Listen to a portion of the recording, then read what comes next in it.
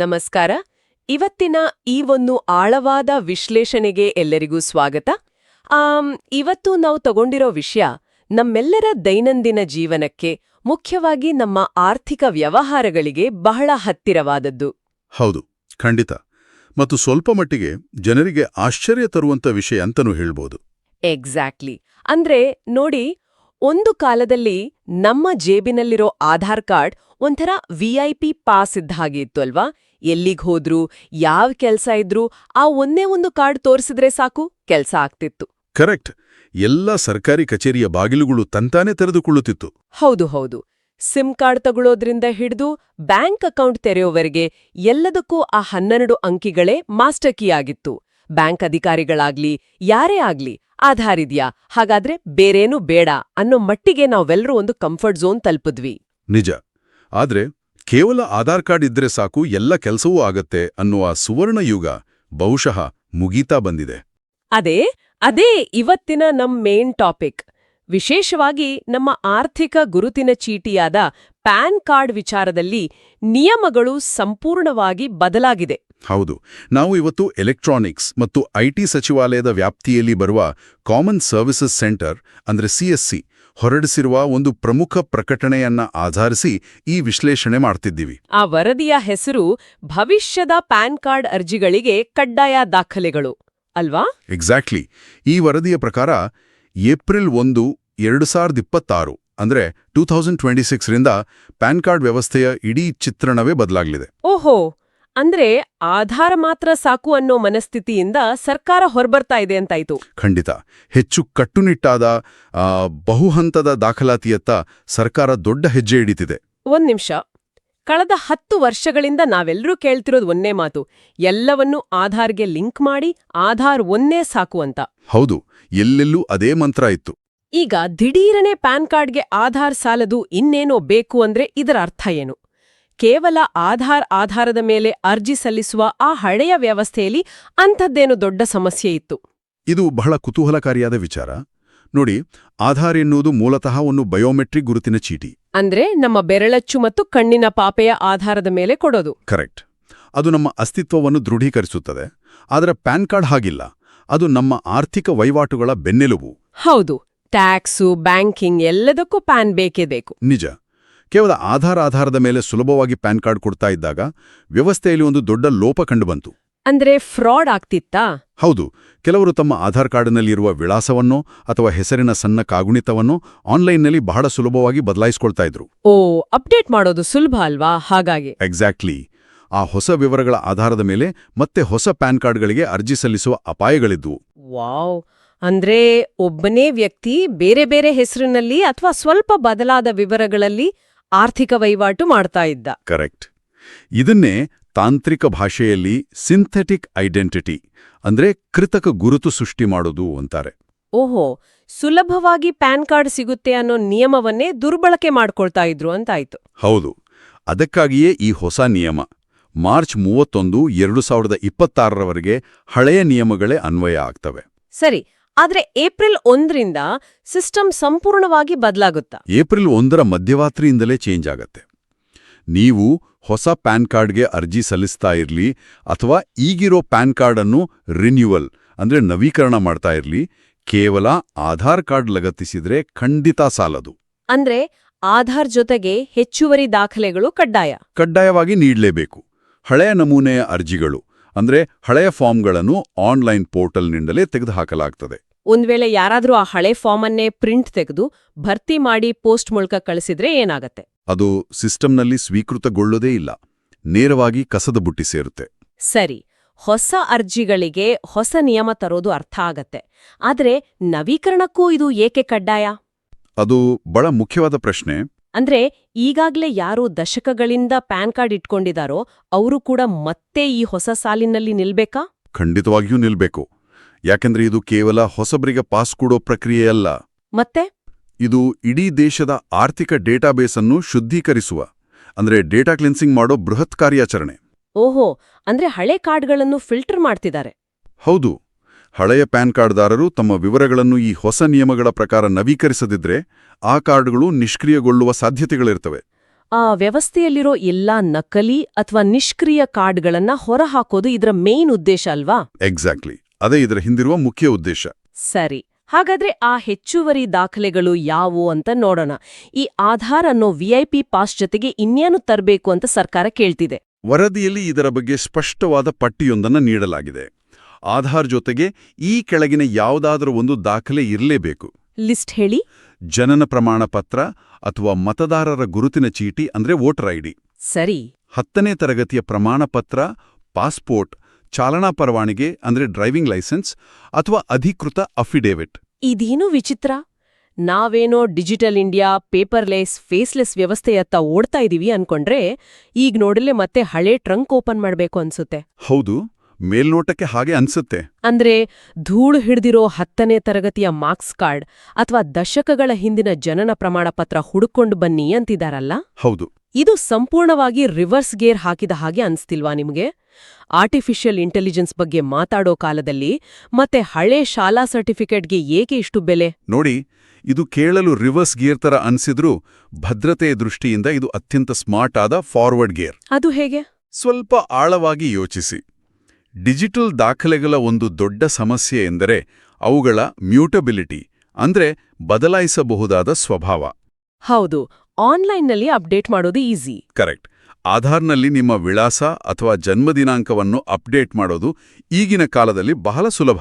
ಹೌದು, ಫೋನ್ನಲ್ಲಿ ಮಾಡಬಹುದು. ಆದರೆ ನಿಮ್ಮ 10ನೇ ತರಗತಿಯ ಅಂಕಪಟ್ಟಿ ಅಥವಾ 30 ವರ್ಷಗಳ ಹಿಂದಿನ ಜನನ ಪ್ರಮಾಣಪತ್ರ ಹೇಗಿರುತ್ತೆ? ಅವು ಇಮ್ಯೂಟಬಲ್. ಅಂದ್ರೆ ಅವುಗಳನ್ನ ಬದಲಾಯಿಸೋಕೆ ಆಗಲ್ಲ. ಎಕ್ಸಾಕ್ಟ್ಲಿ. ಅವುಗಳನ್ನ ಅಷ್ಟು ಸುಲಭವಾಗಿ ಯಾರಿಗೂ ಗೊತ್ತಾಗದಂತೆ ಬದಲಾಯಿಸಲು ಸಾಧ್ಯವೇ ಇಲ್ಲ. ಅವು ಒಂದು ನಿರ್ದಿಷ್ಟ ಕಾಲಘಟ್ಟದ ನಿಖರವಾದ ಪುರಾವೆಗಳು. ಓ, ಅಂದ್ರೆ ಆಧಾರ್ ಎನ್ನುವುದು ಈಗಿನ ನಿಮ್ಮ ಗುರುತಾದ್ರೆ ಆ ಹಳೆಯ ದಾಖಲೆಗಳು ನಿಮ್ಮ ಇತಿಹಾಸವನ್ನು ದೃಢೀಕರಿಸುತ್ತವೆ ಅಂತಾಯ್ತಾ? ನಿಖರವಾಗಿ. ಸರ್ಕಾರ ಇಲ್ಲಿ ಬಹುಹಂತದ ದಾಖಲಾತಿ ವ್ಯವಸ್ಥೆಯನ್ನು ಅಂದ್ರೆ ಮಲ್ಟಿ ಡಾಕ್ಯುಮೆಂಟ್ ವೆರಿಫಿಕೇಷನ್ ಮ್ಯಾಟ್ರಿಕ್ಸ್ ಸೃಷ್ಟಿಸ್ತಾ ಇದೆ. ವಾವ್! ಆಧಾರ್ ಮೂಲಕ ಬಯೋಮೆಟ್ರಿಕ್ ಸತ್ಯಾಸತ್ಯತೆ ಚೆಕ್ ಮಾಡ್ತಾರೆ. ಹೌದು. ಮತ್ತು 10ನೇ ತರಗತಿ ಅಂಕಪಟ್ಟಿ ಅಥವಾ ವೋಟರ್ ಐಡಿ ಮೂಲಕ ಐತಿಹಾಸಿಕ ಸತ್ಯಾಸತ್ಯತೆ. ಈ 2 ಡೇಟಾ ಪಾಯಿಂಟ್ಗಳನ್ನ ಕ್ರಾಸ್ ಚೆಕ್ ಮಾಡಿದಾಗ ಮಾತ್ರ ಒಬ್ಬ ವ್ಯಕ್ತಿಯ ಆರ್ಥಿಕ ಗುರುತು 100ಕ್ಕೂ 100% ಪ್ರಶ್ನಾತೀತ ಆಗತ್ತೆ. ಕರೆಕ್ಟ್. ಇಲ್ಲಿ ಡಿಜಿಟಲ್ ವೇಗಕ್ಕಿಂತ ಡಿಜಿಟಲ್ ನಿಖರತೆ ಅತ್ಯಂತ ಪ್ರಮುಖ ಪಾತ್ರ ವಹಿಸ್ತಾ ಇದೆ. ಯಾರೋ ಬೇಕಾದ್ರೂ ನಕಲಿ ವಿಳಾಸ ಸೃಷ್ಟಿಸಬಹುದು, ಆದರೆ ನಕಲಿ 10ನೇ ತರಗತಿಯ ಬೋರ್ಡ್ ಸರ್ಟಿಫಿಕೇಟ್ ಸೃಷ್ಟಿಸುವುದು ಸುಲಭವಲ್ಲ. ಇದು ನಿಜಕ್ಕೂ ಆಳವಾದ ಲಾಜಿಕ್. ಸರಿ, ಈಗ ಈ ನಿಖರತೆಯ ಬಗ್ಗೆಯೇ ಸ್ವಲ್ಪ ವಿವರವಾಗಿ ಮಾತಾಡೋಣ. ಖಂಡಿತ. ವರದಿಯಲ್ಲಿ ಹೆಸರು ತಾಳೆಯಾಗುವಿಕೆ ಅಂದ್ರೆ ನೇಮ್ ಮ್ಯಾಚಿಂಗ್ ಬಗ್ಗೆ ಬಹಳ ಒತ್ತು ನೀಡಲಾಗಿದೆ. ಹೌದು, ಇದು ಬಹಳ ಕ್ರಿಟಿಕಲ್ ಪಾಯಿಂಟ್. ಕೇವಲ ದಾಖಲೆಗಳನ್ನ ಒದಗಿಸಿದ್ರೆ ಸಾಲ್ದು, ಆ ದಾಖಲೆಗಳಲ್ಲಿರುವ ಮಾಹಿತಿಯ ನಿಖರತೆಯ ಬಗ್ಗೆ ಕಟ್ಟುನಿಟ್ಟಿನ ಎಚ್ಚರಿಕೆ ನೀಡಲಾಗಿದೆ ಅಲ್ವಾ? ಹೌದು. ಪ್ರಕಟಣೆಯ ಪ್ರಕಾರ ಪ್ಯಾನ್ ಕಾರ್ಡ್ನಲ್ಲಿರುವ ಹೆಸರು ಮತ್ತು ಆಧಾರ್ ಕಾರ್ಡ್ನಲ್ಲಿರುವ ಹೆಸರು ಕರಾರುವಾರವಾಗಿ ಹೊಂದಾಣಿಕೆ ಆಗಬೇಕು. ಕರಾರುವಾಗಿ ಅಂದ್ರೆ ಎಕ್ಸಾಕ್ಟ್ ಮ್ಯಾಚ್ ಇರಬೇಕಾ? ಹೌದು. ಇಲ್ಲಿ ಕರಾರುವಾಗಿ ಎನ್ನುವ ಪದ ಬಹಳ ಮುಖ್ಯ. ಸಾಫ್ಟ್ವೇರ್ ಲೆವೆಲ್ನಲ್ಲಿ ಬ್ಯಾಕ್ಎಂಡ್ ಎಪಿಐಗಳು ಈ 2 ಡೇಟಾಬೇಸ್ಗಳನ್ನ ತಾಳೆ ಮಾಡಿ ನೋಡ್ತವೆ. ಒಂದು ವೇಳೆ ಮ್ಯಾಚ್ ಆಗಿಲ್ಲ ಅಂದೆ, ಹೊಂದಿಕೆಯಾಗದಿದ್ದರೆ ಆ ಅರ್ಜಿಯನ್ನು ನಿರ್ದಾಕ್ಷಿಣ್ಯವಾಗಿ ತಿರಸ್ಕರಿಸಲಾಗುತ್ತದೆ, ರಿಜೆಕ್ಟ್ ಆಗುತ್ತೆ. ಓ ಮೈ ಗಾಡ್! ಆಧಾರ್ ಕಾರ್ಡ್ನಲ್ಲಿರುವ ಹೆಸರು ಹೇಗಿದೆಯೋ ಅಕ್ಷರಶಃ ಅದೇ ಹೆಸರು ಮಾತ್ರ ಪ್ಯಾನ್ ಕಾರ್ಡ್ ಮೇಲೆ ಮುದ್ರಿತವಾಗುತ್ತದೆ. ಇದನ್ನ ಕೇಳ್ತಾ ಇದ್ರೆ ಹಿಂದೆಲ್ಲ ಹಳ್ಳಿಗಳಲ್ಲಿ ವಿಲೇಜ್ ಅಕೌಂಟೆಂಟ್ಗಳು ಅಥವಾ ಶಾನುಭೋಗರು ಇರ್ತಿದ್ರಲ್ಲ, ಅವರು ನೆನ್ಪಾಗ್ತಿದ್ದಾರೆ. ಶಾನುಭೋಗರು ಯಾಕೆ ಹೇಳಿ? ಅಂದ್ರೆ ಅವರು ಪಹಣಿ ಮತ್ತು ಜಮೀನಿನ ದಾಖಲೆ ಬರೆಯುವಾಗ ಎಷ್ಟು ಕಟ್ಟುನಿಟ್ಟಾಗಿರ್ತಿದ್ರು. ಜಮೀನಿನ ದಾಖಲೆಯಲ್ಲಿ ತಂದೆಯ ಹೆಸರಿನ ಮುಂದೆ ಒಂದು ಇನಿಷಿಯಲ್ ಬಿಟ್ಟೋಗಿದ್ರೆ ಸಾಕು, ಇಡೀ ಆಸ್ತಿ ನಮ್ಮ ಕೈ ತಪ್ಪಿ ಹೋಗುವ ಭಯ ಇರ್ತಿತ್ತು. ಹೌದು ಹೌದು, ನಿಜ. ಈಗ ಆ ಶಾನುಭೋಗರ ಜಾಗದಲ್ಲಿ ಈ ಕಂಪ್ಯೂಟರ್ ಸಿಸ್ಟಮ್ ಕುಳ್ತಂತಿದೆ. ಹೋಲಿಗೆ ಅತ್ಯಂತ ಸೂಕ್ತವಾಗಿದೆ. ಆದರೆ ಒಂದು ವ್ಯತ್ಯಾಸ ಇದೆ. ಏನು? ಹಳೇ ಕಾಲದ ಕಟ್ಟುನಿಟ್ಟಿನ ಅಧಿಕಾರಿಗಳಿಗಾದ್ರೂ ನಾವು ಹೋಗಿ ಪರಿಸ್ಥಿತಿಯನ್ನು ವಿವರಿಸಿ ಕೈಮುಗಿದು, ನೋಡಿ ಸ್ವಾಮಿ, ರಾಮಚಂದ್ರಪ್ಪ ಅಂದ್ರೂ ನಾನೇ, ಆರ್ ಚಂದ್ರಪ್ಪ ಅಂದ್ರೂ ನಾನೇ ಅಂತ ಮನವರಿಕೆ ಮಾಡಬಹುದಿತ್ತು. ಹೌದು, ಮನುಷ್ಯರು ಅರ್ಥ ಮಾಡ್ಕೊಳ್ತಾರೆ. ಆದರೆ ಈ ಹೊಸ ಬ್ಯಾಕೆಂಡ್ ತಂತ್ರಾಂಶಕ್ಕೆ ಮಾನವೀಯತೆ ಇಲ್ಲ. ಅದಕ್ಕೆ ಕೇವಲ 0 ಮತ್ತು 1 ಅಂದ್ರೆ ಟ್ರೂ ಅಥವಾ ಫಾಲ್ಸ್ ಮಾತ್ರ ಗೊತ್ತು. ಯಂತ್ರ ಅಲ್ವಾ, ಅದಕ್ಕೆ ಎಮೋಷನ್ಸ್ ಇಲ್ಲ. ಎಕ್ಸಾಕ್ಟ್ಲಿ. ರಮೇಶ್ ಮತ್ತು ರಮೇಶ ಎರಡೂ ಒಂದೇ ಅಂತ ಆಲ್ಗಾರಿದಮ್ ಒಪ್ಕೊಳ್ಳೋದಿಲ್ಲ. ಒಂದು ಕಾಗುಣಿತದ ತಪ್ಪಿದ್ರೂ ಅಂದ್ರೆ ಸ್ಪೆಲ್ಲಿಂಗ್ ಮಿಸ್ಟೇಕ್ ಇದ್ರೂ ರಿಜೆಕ್ಟ್ ಆಡತ್ತಾ? ಹೌದು. ಅಥವಾ ಇನಿಷಿಯಲ್ ಮುಂದೆ ಹಿಂದೆ ಆಗಿದ್ರೂ ಸಿಸ್ಟಮ್ ಆ ಅರ್ಜಿಯನ್ನ ನೇರವಾಗಿ ರಿಜೆಕ್ಟ್ ಮಾಡ್ತದೆ. ಇದು ಎಷ್ಟೋ ಜನರಿಗೆ ದೊಡ್ಡ ತಲೆನೋವಾಗಬಹುದು. ಯಾಕಂದ್ರೆ ನಮ್ಮಲ್ಲಿ ಬಹಳಷ್ಟು ಜನರ ಹೆಸರುಗಳು ಆಧಾರ್ನಲ್ಲಿ ಒಂದು ರೀತಿ ಇದ್ರೆ ಹಳೆಯ ಶಾಲಾ ದಾಖಲೆಗಳಲ್ಲಿ ಮತ್ತೊಂದು ರೀತಿ ಇರ್ತವೆ. ನಿಜ, ಇದು ಕಾಮನ್ ಪ್ರಾಬ್ಲಮ್ ನಮ್ಮಲ್ಲಿ. ಮುಖ್ಯವಾಗಿ ಹೆಣ್ಣು ಮಕ್ಕಳಿಗೆ. ಮದುವೆ ಆದ್ಮೇಲೆ ಹೆಣ್ಮಕ್ಕಳ ಹೆಸರಿನ ಮುಂದೆ ಗಂಡನ ಹೆಸರು ಸೇರ್ಕೊಂಡಿರುತ್ತೆ. ಆದ್ರೆ ಹಳೆಯ ಮಾರ್ಕ್ಸ್ ಕಾರ್ಡ್ನಲ್ಲಿ ತಂದೆ ಹೆಸರಿರುತ್ತೆ. ಈ ಗೊಂದಲಗಳು ಸಹಜ. ಅದಕ್ಕಾಗಿಯೇ CSC ಜನರಲ್ಲಿ ಅತ್ಯಂತ ಪ್ರಮುಖವಾದ ಮನವಿಯೊಂದನ್ನ ಮಾಡಿದೆ. ಏನು ಆ ಮನವಿ? ಯಾರು ಕೂಡ 2026 ಏಪ್ರಿಲ್ 1ರವರೆಗೆ ಕಾಯೋಬಾರದು. ಕೂಡಲೇ ತಮ್ಮ ಆಧಾರ್ ವಿವರಗಳು, ಪ್ಯಾನ್ ಕಾರ್ಡ್ ಹಾಗೂ ಇತರ ಮೂಲ ದಾಖಲೆಗಳನ್ನು ಮುಂದಿಟ್ಕೊಂಡು ಅಕ್ಷರವನ್ನು ಪರೀಕ್ಷಿಸಿಕೊಳ್ಳಬೇಕು. ಅಂದ್ರೆ ಈಗಲೇ ಕ್ರಾಸ್ ಚೆಕ್ ಮಾಡ್ಕೋಬೇಕು ಅಂತ? ಹೌದು. ಒಂದು ವೇಳೆ ವ್ಯತ್ಯಾಸಗಳಿದ್ದರೆ ಈಗಲೇ ಆಧಾರ್ ಡೇಟಾವನ್ನು ಸರಿಪಡಿಸಿಕೊಳ್ಳಬೇಕು. ಇದು ಕೇವಲ ಒಂದು ಅರ್ಜಿ ತುಂಬುವ ಪ್ರಕ್ರಿಯೆ ಅಲ್ಲ. ಈ ದೇಶದ ಪ್ರತಿಯೊಬ್ಬ ನಾಗರಿಕನು ತನ್ನ ಸ್ವಂತ ದತ್ತಾಂಶವನ್ನು ತಾನೇ ಆಡಿಟ್ ಮಾಡ್ಕೊಳ್ಬೇಕಾದ ಅನಿವಾರ್ಯತೆ ಇದು ಅನ್ಸುತ್ತೆ. ಎಕ್ಸಾಕ್ಟ್ಲಿ. ಸೆಲ್ಫ್ ಡೇಟಾ ಆಡಿಟ್ ಪ್ರತಿಯೊಬ್ರು ಮಾಡಲೇಬೇಕು. ಸರಿ, ಒಂದು ಕ್ಷಣ ಯೋಚಿಸೋಣ. ನನ್ನ ಹೆಸರಿನಲ್ಲಿ ಸ್ವಲ್ಪ ವ್ಯತ್ಯಾಸ ಇದೆ, ಅರ್ಜಿ ರಿಜೆಕ್ಟ್ ಆಗುತ್ತೆ. ಹಾಗಾದ್ರೆ ಏನಂತೆ? ಏನಂತೆ ಅಂದ್ರೆ ನನ್ ಹತ್ರ ಒಂದು ಪ್ಲಾಸ್ಟಿಕ್ ಕಾರ್ಡ್ ಇರೋದಿಲ್ಲ ಅಷ್ಟೇ ತಾನೇ. ನಾನು ಆದಾಯ ತೆರಿಗೆ ಕಟ್ಟೋದಿಲ್ಲ, ಹಾಗಾಗಿ ನನಗೇನು ನಷ್ಟ ಇಲ್ಲ, ಸರ್ಕಾರಕ್ಕೆ ನಷ್ಟ ಅಂತ ಯಾರಾದ್ರೂ ಸಾಮಾನ್ಯ ಜನರು ಅಂದ್ಕೊಂಡ್ರೆ ಓಹೋ, ಇದರ ನಿಜವಾದ ಪರಿಣಾಮ ಸಾಮಾನ್ಯ ಜನರ ಮೇಲೇನು ಅಂತ ಸ್ವಲ್ಪ ವಿವರಿಸಬಹುದಾ? ಇದು ಬಹಳ ಗಂಭೀರವಾದ ತಪ್ಪು ಕಲ್ಪನೆ. ಪ್ಯಾನ್ ಕಾರ್ಡ್ ಕೇವಲ ಆದಾಯ ತೆರಿಗೆ ಕಟ್ಟುವರಿಗೆ ಮಾತ್ರ ಬೇಕು ಅನ್ನೋ ಕಾಲ ಎಂದೋ ಮುಗಿದು ಹೋಗಿದೆ. ಹೌದಾ? ಈ ವರದಿಯ ನಿರ್ಣಾಯಕ ಘಟ್ಟವೇ ಇದು. ಪ್ರಕಟಣೆಯಲ್ಲಿ ಸ್ಪಷ್ಟವಾಗಿ ಉಲ್ಲೇಖಿಸಿರುವಂತೆ ಈ ಬದಲಾವಣೆಗಳು ನೇರವಾಗಿ ಸ್ಥಿರಾಸ್ತಿ ಅಂದ್ರೆ ರಿಯಲ್ ಎಸ್ಟೇಟ್ ಮತ್ತು ವಾಹನ ಖರೀದಿ ವಹಿವಾಟುಗಳ ಮೇಲೆ ಪರಿಣಾಮ ಬೀರುತ್ತವೆ. ಅಂದ್ರೆ ಕೇವಲ ಪ್ಯಾನ್ ಕಾರ್ಡ್ ಅಪ್ಡೇಟ್ ಆಗಿಲ್ಲ ಅನ್ನೋ ಕಾರಣಕ್ಕೆ ನಾನು ಆಸ್ತಿ ಖರೀದಿಸುವಂತಿಲ್ವಾ? ಹೌದು. ಒಂದು ನೈಜ ಉದಾಹರಣೆಯನ್ನ ತೆಗೆದುಕೊಳ್ಳೋಣ. ಹೇಳಿ. ಒಂದು ಮಧ್ಯಮ ವರ್ಗದ ಕುಟುಂಬ ವರ್ಷಗಟ್ಲೆ ಹಣ ಕೂಡಿಟ್ಟು ಒಂದು 15 ಲಕ್ಷದ ಕಾರು ಖರೀದಿಸಲು ಶೋರೂಮ್ಗೆ ಹೋಗ್ತಾರೆ. ಸರಿ. ಅವರ ಹತ್ರ ಡೌನ್ ಪೇಮೆಂಟ್ ರೆಡಿ ಇರುತ್ತೆ. ಆದ್ರೆ ಕಾರು ಡೀಲರ್ ಆ ವಾಹನದ ನೋಂದಣಿಗಾಗಿ ಅವರ ಪ್ಯಾನ್ ಕಾರ್ಡ್ ವಿವರವನ್ನ ಸಿಸ್ಟಮ್ಗೆ ಹಾಕಿದಾಗ ಏನಾಗುತ್ತೆ? ಆ ಪ್ಯಾನ್ ಕಾರ್ಡ್ ಹೊಸ ನಿಯಮಗಳ ಪ್ರಕಾರ ಕಡ್ಡಾಯ ದಾಖಲೆಗಳೊಂದಿಗೆ ನವೀಕೃತವಾಗಿಲ್ಲದಿದ್ದರೆ ಅಥವಾ KYC ಮಿಸ್ಮ್ಯಾಚ್ ಇದ್ರೆ ಸಿಸ್ಟಮ್ ಎರರ್ ತೋರಿಸ್ತದೆ. ವಾವ್. ಹೈ ವ್ಯಾಲ್ಯೂ ಟ್ರಾನ್ಸಾಕ್ಷನ್ ಅಲ್ಲಿಗೆ ಲಾಕ್ ಆಗೋಗುತ್ತೆ. ಅಂದ್ರೆ ನಿಮ್ ಹತ್ರ ಹಣ ಇದ್ರೂ ಆ ಕಾರನ್ ಮನೆಗೆ ತರೋಕೆ ಸಾಧ್ಯವಿಲ್ಲ. ಇದು ನಿಜಕ್ಕೂ ಆತಂಕಕಾರಿ. ರಿಯಲ್ ಎಸ್ಟೇಟ್ ಅಂದ್ರೆ ಆಸ್ತಿ ಖರೀದಿ ವಿಚಾರದಲ್ಲೂ ಇದೇ ರೀತಿಯಾಗುತ್ತಾ? ಖಂಡಿತ. ಸಬ್ ರಿಜಿಸ್ಟ್ರಾರ್ ಕಚೇರಿಯಲ್ಲಿ ನೀವು ಜಾಗ ಅಥವಾ ಮನೆ ರಿಜಿಸ್ಟ್ರೇಷನ್ ಮಾಡಲು ಹೋದಾಗ ನಿಮ್ಮ ಪ್ಯಾನ್ ಕಾರ್ಡ್ ಮತ್ತು ಆಧಾರ್ ಕಾರ್ಡ್ನ ಡೇಟಾ ಒಂದಕ್ಕೊಂದು ಕರಾರುವಾಗವಾಗಿ ಹೊಂದಾಣಿಕೆ ಆಗದಿದ್ರೆ ಇಡೀ ರಿಜಿಸ್ಟ್ರೇಷನ್ ಪ್ರಕ್ರಿಯೆಯೇ ತಡೆಹಿಡಿಯಲ್ಪಡುತ್ತೆ. ಹೌದು. ಇದರ ಹಿಂದಿನ ಸರ್ಕಾರದ ಉದ್ದೇಶ ಬಹಳ ಸ್ಪಷ್ಟವಾಗಿದೆ. ರಿಯಲ್ ಎಸ್ಟೇಟ್ ಮತ್ತು ದೊಡ್ಡ ವಾಹನಗಳ ಖರೀದಿಯಲ್ಲಿ ಯಾವುದೇ ರೀತಿಯ ಕಪ್ಪು ಹಣ ಅಥವಾ ಬೇನಾಮಿ ವಹಿವಾಟುಗಳು ನಡಿಬಾರ್ದು. ಅಂದ್ರೆ ಫೈನಾನ್ಷಿಯಲ್ ಫುಟ್ಪ್ರಿಂಟ್, ಹಣದ ಮೂಲ ಯಾರದ್ದು, ಅದು ಎಲ್ಲಿಗೆ ಹೋಗ್ತಿದೆ ಅನ್ನೋದು ಅತ್ಯಂತ ಪಾರದರ್ಶಕವಾಗಿರ್ಬೇಕು ಅಲ್ವಾ? ಎಕ್ಸಾಕ್ಟ್ಲಿ. ಆ ಪಾರದರ್ಶಕತೆ ಬರ್ಬೇಕಾದ್ರೆ ವಹಿವಾಟು ಮಾಡುವ ವ್ಯಕ್ತಿಯ ಗುರುತು 100% ನಿಖರವಾಗಿರಬೇಕು. ಈಗ ನನಗೆ ಇದರ ಸಂಪೂರ್ಣ ಚಿತ್ರಣ ಅರ್ಥ ಆಗ್ತಿದೆ. ಸರ್ಕಾರವು ಇಡೀ ಆರ್ಥಿಕ ವ್ಯವಸ್ಥೆಯನ್ನು ಒಂದು ಬಿಗಿಯಾದ ಚೌಕಟ್ಟಿನೊಳಗೆ ತರ್ತಾ ಇದೆ. ಹೌದು. ಆದರೆ ಈ ತಾಂತ್ರಿಕ ಪ್ರಕ್ರಿಯೆಗಳು, ಅಫಿಡವಿಟ್ ತರೋದು, ಹೆಸರು ತಾಳೆ ಮಾಡೋದು, ಇವೆಲ್ಲವೂ ಸಾಮಾನ್ಯ ಜನರಿಗೆ, ವಿಶೇಷವಾಗಿ ಗ್ರಾಮೀಣ ಭಾಗದ ಜನರಿಗೆ ಬಹಳ ಕಷ್ಟ ಆಗ್ಬೋದಲ್ವೇ? ನಿಜ. ಅದು ಒಂದು ದೊಡ್ಡ ಸವಾಲು. ಅವರಿಗೆ ಮಾರ್ಗದರ್ಶನ ಯಾರ್ ಮಾಡ್ತಾರೆ? ಈ ಎರರ್ ಬಂದ್ರೆ ಎಲ್ಲಿಗೆ ಹೋಗ್ಬೇಕು ಅವರು?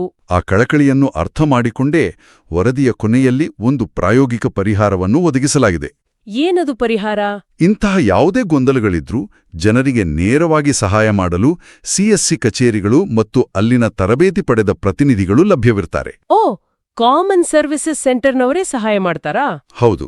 ಉದಾಹರಣೆಗೆ ಈ ಪ್ರಕಟಣೆಯಲ್ಲಿ ಪ್ಯಾನ್ ಸೇವೆಗಳ ಮಾರ್ಗದರ್ಶನಕ್ಕಾಗಿ CSC ಕಚೇರಿಯ ಆಶೀಶ್ ಪ್ರಭುಕರ್ ಅವರನ್ನ ಸಂಪರ್ಕಿಸುವಂತೆ ಸೂಚಿಸಲಾಗಿದೆ. ಅವರ ನಂಬರ್ ಕೂಡ ಕೊಟ್ಟಿದ್ದಾರ ವರದಿಯಲ್ಲಿ? ಹೌದು.